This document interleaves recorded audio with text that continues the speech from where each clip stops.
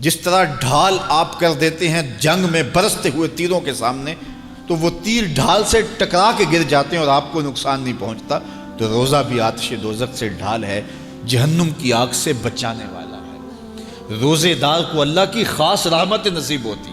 ایک حدیث میں آتا ہے کہ للصائم فرحتان، فرحۃ عند فطرہ و فرحۃ عند لقاء رب۔ روزے دار کو دو خوشیاں میں نصیب ہوتی ہیں۔ ایک خوشی اسے تب ملتی ہے جب وہ روزہ کھولتا ہے، جب سارے دن کی بھوک اور پیاس کاٹنے کے بعد شام کے لمحے ہوتے ہیں اور پھر روزہ منزل تک پہنچتا ہے، تو کس مسرت اور خوشی اور سرشاری کے عالم میں روزہ دار ہوتا ہے کہ شکر ہے کہ اتنی لمبی اور اتنی سخت گرمی کے ماحول کی شدت کے باوجود اللہ تعالیٰ نے مجھے روب منزل کیا۔ تو اس وقت ایک احساس اس کے ساتھ جڑا ہوتا ہے، اور پھر جب وہ ٹھنڈا اور میٹھا مشروب اپنے کام و دہن میں ٹپکاتا ہے اور وہ ٹھنڈا میٹھا مشروب اس کی رگوں کو تر کرتے ہوئے معدے کی طرف بڑھ رہا ہوتا ہے، اس کی زبان بولے نہ بولے دل اللہ کا شکر ادا کر رہا ہوتا ہے، اس کا ایک ایک عضو بدن رب کا شکرانہ ادا کر رہا ہوتا ہے۔ وہ ٹھنڈا اور میٹھا مشروب رگوں کو تر کرتا ہوا آگے بڑھتا چلا جاتا ہے، لیکن شکرانے کا وہ پیکر بن جاتا ہے۔ وہ ایک مسرت، ایک خوشی کا عالم ہوتا ہے کہ روزہ بھی نب گیا، سارے دن کی تکلیف بھی کٹ گئی، اور اللہ نے مجھے افطار کے لمحوں تک پہنچایا۔ فرمایا روزے دار کو ایک خوشی تب ملتی ہے جب وہ روزہ کھولتا ہے، وَفَرْحَةٌ عِنْدَ لِقَاءِ رَبِّهِ، اور دوسری خوشی روزہ دار کو تب ملے گی جب روزے کے صلے میں اللہ اپنا دیدار عطا فرمائے۔ بنی آدم کے جتنے بھی عمل ہیں 10 سے لے کر 700 گنا تک اس کا ثواب اولاد آدم کو اس کا دیا جاتا ہے۔ جتنا گڑ ڈالو اتنا ہی میٹھا، تو بعض کو 10 گنا، بعض کو 70 گنا، بعض کو 100 گنا، بعض کو 700 گنا، تو 10 سے لے کر 700 گنا تک بندے کے اعمال کا صلہ دیا جاتا ہے۔ لیکن میرے حضور نے فرمایا لیکن روزہ جو ہے اللہ فرماتا ہے وہ میرے لیے ہے اور اس کا اجر میں خود عطا کروں۔ جب وہ خود عطا کرے گا تو کتنا عطا کرے گا؟ سخی اتنا بڑا ہو تو پھر کیا عطا کرے گا؟ بلکہ بعض نے اس کو عجزی بہی کی بجائے کہ فرمایا کہ الصوم لی وانا اجزا بہی، اس کو اجزا پڑا ہے بصیغہ مجہول کہ روزہ میرے لیے ہے اور اس کی جزا میں خود ہوں۔ باقی اعمال کی جزا جنت ہے، جنت کی نعمتیں ہیں اور بہت کچھ ہے، لیکن روزے کی جزا میں خود ہوں۔ اور جس کو وہ خود مل گیا پھر جنت میں مل گئی، جنت والا جو مل گیا پھر جنت بھی مل گئی، جنت کی نعمتیں بھی مل گئیں۔ تو روزہ اللہ کی خوشنودی کا ذریعہ ہے، اس کی رضا کا ذریعہ ہے۔ تو خوش نصیب لوگ روزے کی برکتیں حاصل کرتے ہیں۔ اور ایک روایت میں آتا ہے جب رمضان المبارک کا آغاز ہوتا ہے اللہ اہل ایمان کو، اپنے بندوں کو محبت کی نظر سے دیکھتا ہے، اور اللہ جس کو محبت کی نظر سے دیکھ لے پھر اسے کبھی عذاب نہیں دے گا۔ اللہ اکبر۔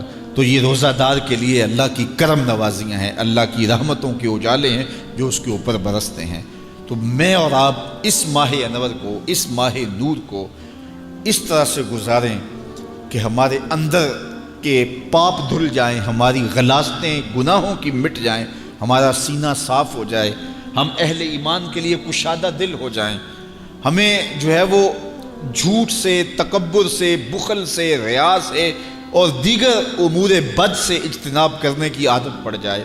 روزہ جو سکھانا چاہتا ہے ہم وہ اس سے سیکھ لیں، اور روزے کی برکات ضبط نفس کی صورت میں ہمیں نصیب ہو جائیں، تو ہم روزے کے بعد بھی، ماہ صیام کے گزرنے کے بعد بھی ایک نئی زندگی لے کر، ایک تازگی لے کر، ایک نور و روشنی لے کر کے جو ہے وہ معاشرے کے، اسلامی معاشرت کے ایک اہم فرد کی صورت کے اندر جو ہے وہ سامنے آئیں۔ تو اللہ اس ماہ صیام کی برکتیں ہمیں نصیب فرمائے۔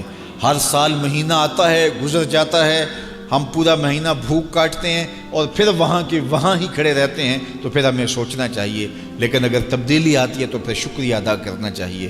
آج کی اس تاریخ میں ہم عزم کر کے اٹھیں کہ ہمارا یہ ماہ صیام ہماری زندگی میں ایک سنگ میل ثابت ہوگا، اور ہم ایک نئے باغپن کے ساتھ، نئے عزم کے ساتھ یہ مہینہ گزاریں گے، اور ضبط نفس سیکھیں گے۔ اس مہینے سے اپنی آنکھوں پر پہرے بٹھائیں گے، اپنے خیالوں پہ قابو رکھیں گے، اپنی سوچوں کو آوارہ نہیں ہونے دیں گے، اپنی زبان سے ایک جملہ بھی غلط نہیں نکلنے دیں گے، نہ جھوٹ، نہ بہتان، نہ گالی، نہ سب و شتم، نہ شکوہ، نہ غیبت، نہ چغلی، اپنی زبان کو کنٹرول کریں گے، کیونکہ بہت سارے گناہ اس زبان سے ہوتے ہیں۔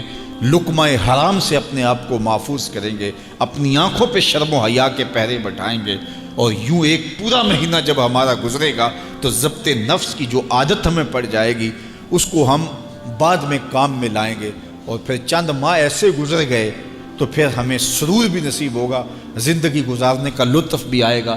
اگر کوئی شخص یہ چاہتا ہے کہ اس کو عبادت میں سرور نصیب ہو تو وہ اپنی نظر کو غیر محارم کو شہوات سے دیکھنے سے محفوظ کر لے، اس کو سجدے میں سرور آنے لگ جائے گا، سجدے میں لطف آنے لگ جائے گا۔ اگر ہماری نظر ناپاکیزگی کا شکار رہتی ہے اور نظر جو ہے وہ طاہر نہیں رہتی، جلوت میں ہو یا خلوت میں، تو پھر ہمیں عبادت کا سرور کبھی بھی نصیب نہیں ہو سکتا۔ تو عبادت کا اپنا ایک لطف ہے، عبادت کا اپنا ایک چسکا ہے، ایک مزہ ہے۔ دیکھیے، آپ فروٹ کھاتے ہیں، پھل لیتے ہیں تو اس کا ایک سرور ہے، مشروب لیتے ہیں تو اس کا ایک سرور ہے، کھانا کھاتے ہیں، مختلف جانوروں کے گوشت کا اپنا الگ الگ ذائقہ ہے۔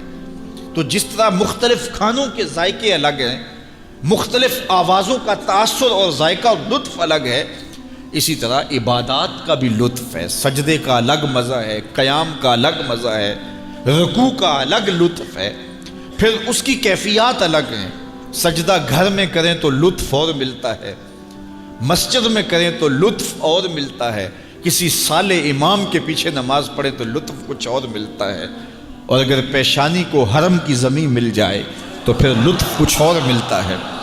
اسی طرح آپ کے دیگر اعمال، روزے کا ایک لطف ہے، ایک سحری کا لطف ہے۔ یار سحری اگر آپ اکیلے کریں تو اس کا مزہ اور ہے، کسی ہوٹل میں کریں تو اس کا لطف اور ہے، اور چولہے کے پاس بیٹھ کے ماں کے ہاتھوں سے پکی ہوئی چپاتیاں کھائیں اور سحری کا لمحے ہوں اور تہجد گزار ماں کے ہاتھوں سے پکے ہوئے پراٹھے کھائیں تو پھر سحری کا لطف کچھ اور ہے نا، سرور اور ہے۔ اچھا، آپ کو اپنے مرشد کے ساتھ بیٹھ کے شہد سحری کرنے کا موقع مل جائے تو اس کا لطف کچھ اور ہے۔ اسی طرح افطاری کا مزہ ہے، گھر میں کریں، دوستوں میں کریں، کسی صالح شخص کی صحبت میں کریں، لطف اور ہے۔ اور اگر افطاری کرنے کا موقع آپ کو گنبد خضرا کے سامنے نصیب ہو جائے، کھجور بھی مدینے کی ہو، دھرتی بھی مدینے کی ہو، اور سامنے سبز گنبد ہو، اور پھر کھجور مدینے کی کھا رہے ہو اور نظر حضور کے روضے پہ ہو، تو پھر افطاری کا مزہ کچھ اور ہوتا ہے نا۔ تو ہر عمل کا ایک لطف ہے، ہر عمل کا ایک سرور ہے، ہر عمل کا ایک حظ ہے۔ روزے کا الگ مزہ ہے، رکھنے کا الگ مزہ ہے، بھوک کاٹنے کا الگ مزہ ہے، پیاس کی شدت کا مزہ الگ ہے، کھولنے کا الگ مزہ ہے، تراویح کا الگ مزہ ہے، تلاوت کا الگ مزہ ہے، سجدے کا، قیام کا، رکوع کا، تشہد کا، قومے کا، جلسے کا، ہر عمل کا ایک لطف ہے۔ لیکن لطف نصیب کب ہوتا ہے؟ جب آپ کی نظر پاک ہوتی ہے۔ جب نظر پاک ہوتی ہے تو پھر ہم، نظر پاک نہیں ہوتی تو ہم ٹکریں تو مارتے ہیں لیکن عبادت کا سرور نہیں آ رہا ہوتا۔ سبحان ربی الاعلی جب بندہ پکار رہا ہوتا ہے، پیشانی بھی سجدے میں، اس کی ناک بھی سجدے میں، اعضائے بدنیاں بھی سجدے میں، اور ادھر سے پکار رہا ہے سبحان ربی الاعلی، مالک دیکھ کائنات میں مجھ سے نیچا کوئی نہیں، تیرے سے اونچا کوئی نہیں ہے۔ تو پھر سرور کیوں نہیں آئے گا، لطف کیوں نہیں آئے گا؟ مالک کی دہلیز پہ پیشانی رکھ کے رو رہا ہے، آنسو بہا رہا ہے، تو کیوں سرور نہیں آئے گا؟ لیکن یہ سرور تب آئے گا اگر نظر پاک ہوگی۔ آج کے موسم میں، آج کے دور میں نگاہیں بہت ناپاکیزہ ہو گئی، اور دور موجود کے اندر، اس سوشل میڈیا کے اندر، سوشل میڈیا نے لوگوں کی تنہائیاں بھی پاک نہیں رہنے دی۔ آج بند کمرے میں لوگوں کی نگاہیں اور لوگوں کی نظریں ناپاکیزہ ہو گئی ہیں۔ صاحب کیا زندگی یوں ہی گزار کے چلے جائیں گے؟ ہم یہ سمجھتے ہیں کوئی دیکھنے والا نہیں، کوئی تو ہے جو دیکھ رہا ہے، کوئی تو ہے کہ جو ہمارے ایک ایک عمل کا محاسبہ کرنے والا ہے، کوئی تو ہے جو ایک ایک عمل کا وزن کرے گا، اور قیامت کے دن ترازو پہ سارے عمل تولے جائیں گے۔ تو کہیں ایسا نہ ہو کہ زندگی برباد کر لیں۔ زندگی خواہشات کا نام نہیں ہے۔ آپ اپنی ماں کے لیے کتنی خواہشات قربان کرتے ہیں، آپ اپنی اولاد کے لیے کتنی خواہشیں قربان کرتے ہیں، آپ اپنی بیوی کے لیے کتنی خواہشات کی قربانی دیتے ہیں، بہن بھائیوں کے لیے کتنی خواہشات کی قربانی دیتے ہیں۔ تو مالک کے لیے کوئی خواہش قربان نہ کریں، اور کہیں کہ مالک کا قرب مجھے مل جائے، یہ کیسے ہو سکتا ہے؟ اللہ کی محبت اتنی سستی تو نہیں ہے۔ یہ دنیا دار سے پیار کریں تو اس پیار کی بھی قیمت چکانی پڑتی ہے، کسی سے پیار کریں تو اس کا بھی کوئی آپ کو جو ہے وہ اس کی بھی قیمت دینی پڑتی ہے۔ تو اللہ کی محبت اور اللہ کا عشق اور رسول اللہ کا عشق کوئی اتنا سستا تو نہیں ہے کہ اس کی کوئی قیمت نہ دینی پڑے۔ اپنی خواہشات کی گردن پہ چھری پھیرنی پڑے گی، اپنی تمناؤں کو قربان کرنا پڑے گا، اپنی خلوت کو بھی پاکیزہ رکھنا پڑے گا، اپنی جلوت کو بھی پاکیزہ رکھنا پڑے گا۔ اور یہ روزہ سکھاتا ہے ہمیں، روزہ ہمیں سکھاتا ہے۔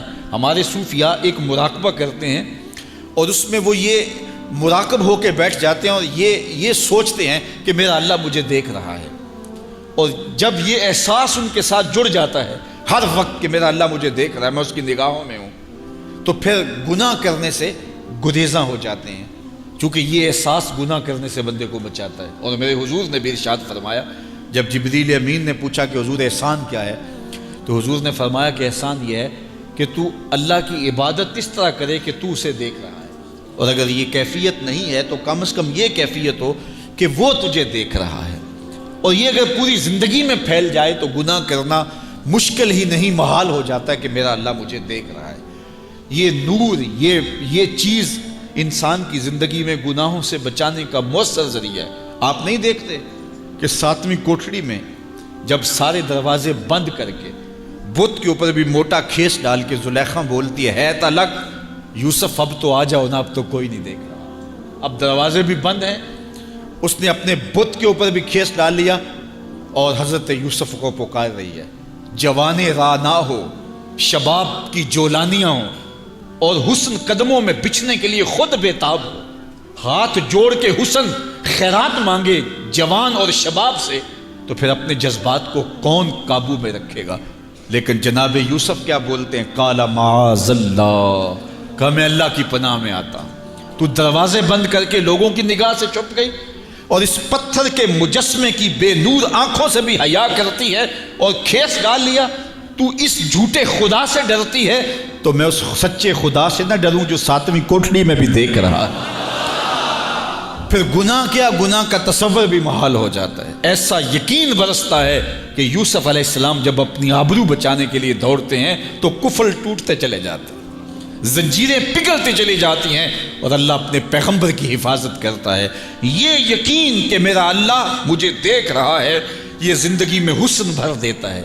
یہ یقین زندگی میں گناہوں سے بچانے کا ذریعہ ہے، اور یہ یقین صوفیاء محنتوں سے حاصل کرتے ہیں۔ ماہ سیام میں اللہ اس یقین کو چھڑک دیتا ہے۔ کڑکتی دھوپ ہے، برستی گرمی ہے، بندہ پھر بھی پانی نہیں پی رہا، ٹھنڈا مشروب میسر نہیں لے رہا، کیوں؟ میرا اللہ مجھے دیکھ رہا ہے۔ یہ یقین اللہ اس مہینے میں عطا کرتا ہے۔ اس کو اگر جذب کر لیا جائے، روح میں اتار لیا جائے، تو رمضان المبارک کے بعد بھی یہ یقین کام آئے گا۔ جو اللہ رمضان میں دیکھتا ہے وہ غیر رمضان میں بھی دیکھتا ہے۔ جو اللہ پانی پینے لگے، کھانا کھانے لگے دیکھتا ہے، میز کے اوپر سے یا نیچے سے رشوت لینے لگے اللہ تب بھی دیکھتا ہے، نظر بھٹکنے لگے وہ تب بھی دیکھتا ہے، خیال بہکنے لگے وہ تب بھی دیکھتا ہے۔ تو یہ تو اللہ کی رحمتوں کا روپ ہے۔ یہ نعمت بھلا کسی اور کے پاس ہے کہاں جو اللہ نے اہل ایمان کو عطا کی ہے؟ روزہ تو من سوار دے، روزہ تو اندر کے میل اجال دے، روزہ تو اندر کی غلافتیں کھرچ دے، روزہ تو جو ہے وہ ضبط نفس کا کرینہ سکھا دے، روزہ تو اللہ سے ملانے کا طریقہ بتا دے، روزہ تو من کی روشنیوں کا ذریعہ ہو، روزہ تو پچھلے پاپ مٹا دے، آگے زندگی گزارنے کا ڈھب دے دے۔ تو یہ ایک ایسا نور ہے جس کے ذریعے ہم اپنی زندگی کو سنوار سکتے ہیں۔ اللہ مجھے آپ کو ماہ سیام کی برکتیں نصیب فرمائے۔